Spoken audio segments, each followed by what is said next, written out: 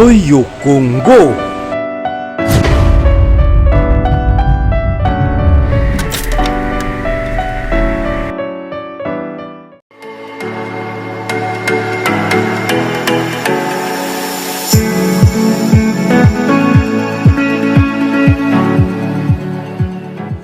Oyo Congo ezali moko ya ba émission oyo bokolanda à partir ya chaîne Nabino YouTube Rabuni mbote Nabino bisika nyonso bozali lelo ezali espace oyo permettre na biso tous les Congolais de partout esika boza bolanda basango oyo ezoleka na kati ya République démocratique du Congo pe na bisika nyonso oyo ba Congolais bazali espace oyo epesameli biso.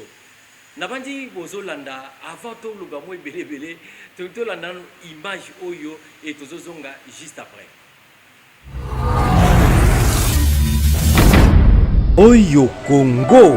J'ai parlé de mes députés, en quoi ça devient une corruption. Je ne suis pas allé toquer à la porte des députés ACP. Tout comme je pouvais leur donner de l'argent de motivation, ça n'engage que moi. Je vous renvoie un peu en arrière. L'équipe nationale de l'OPAR, lors de la phase finale de la Coupe d'Afrique des Nations en Côte d'Ivoire, quand nous avons franchi la phase de demi-finale, l'État congolais avait sorti l'argent ici pour motiver ses joueurs, pour payer leur caution. C'est moi-même qui ai payé leur caution. L'argent de campagne, j'ai donné à ces députés-là. Pourquoi on ne parlait pas de corruption à cette époque-là? Cette motivation, c'était pour les obliger à élire le candidat UDPS.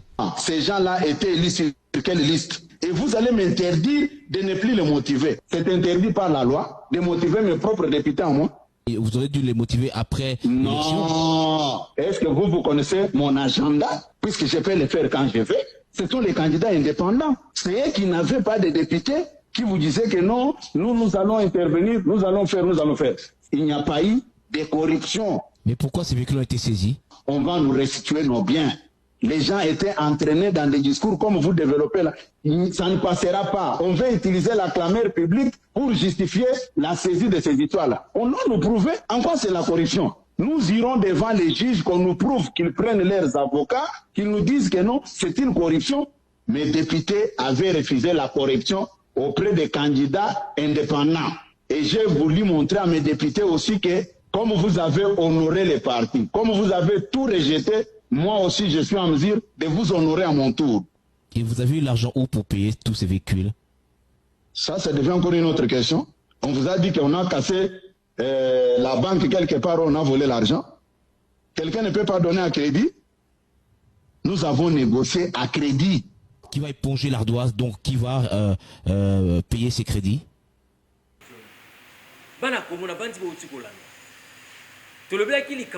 Corruption. Bolandi élection il y a gouverneur ba sénateur autour de la République démocratique du Congo. Mais ça makambo salami pe à Sony.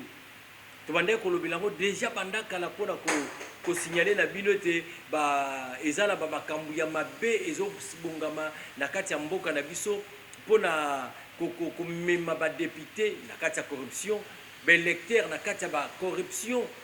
To bande déjà ko décriango tant to zala ki pe na ba bisike belé to mekai ko leka. Mais cette fois-ci, on n'a pas compris. Tout ce qu'on a dit, c'est que le secrétaire général de l'IDPS, Nakombo Yandeko, Augustin Kabouya, a Kabola qui n'a pas député provinciaux, il y a IDPS Badjip. Quand tout le monde fonctionne Ndeko Kabouya dans la République démocratique du Congo, et étant que secrétaire général de la République, il y a IDPS, combien il gagne, combien il touche, les lois autour de la mesure, il y a coupé ça. Premièrement, coupé sa caution dans les députés, il y a IDPS Nyoso. Deuxièmement, il y a Kokamata, Kokofsombe la député, Badjip. Naïma Toto Landa, a aussi bien que Ezali Mbongo Naye, et donc à qui crédit. Crédit à qui de permettre à ce que à ça na député provincial il y a IDPS. Pour nous c'était juste une motivation. Une motivation de faire quoi? Est-ce que ça corruption moralité? Parce que après avoir voté bato oyo bango ba alignaki bakamati quand même na ngambu na bango ba pesi ba député provincial sur IDPS ba jip.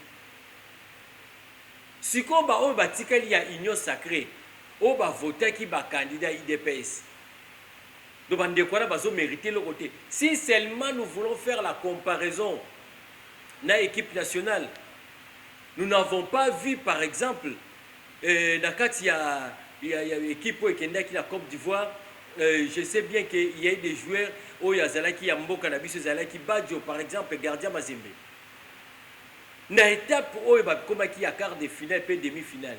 Est-ce que Moïse Katumbi pouvait envoyer que l'argent pour la motivation kaka ya Badjo gardien de but à Mazembe azalaki troisième gardien équipe nationale? Point d'interrogation. Donc pour vous dire tout simplement que ça commence mal donc et c'est banda qui déjà moi malamouté et nazolo ba déjà likambo bien avant. Je crains que bandeko oyo lelo oyo batiami comme ba candidat donc président gouverneur de la ville monsieur Daniel Mbumba et puis na vice naye oyo bazali élu lelo oyo bakoka kopesa ba meilleur na bango te. Et j'irai encore plus loin pour dire je crains que Daniel Mbumba a la plus médiocre que Ngobila oyo Congo. Est-ce que Congo est obligé de faire la médiocrité? Je ne pense pas. Tolandi Mokonzamboka oyo auti biso likambo teleti ba député, il semblerait que ba député na biso ba toucher na bango $21,000 te. Entre-temps, tout qui kolanda. Déjà le projet au bazalaki nango il fallait que l'on a $21,000 et comme on a $33,000. Qui dit vrai, qui dit faux. Espace PSM Bisso. Vous avez besoin d'intervenir. Tout le Belamboka Congo, n'hésitez surtout pas. Botika la malam tout le monde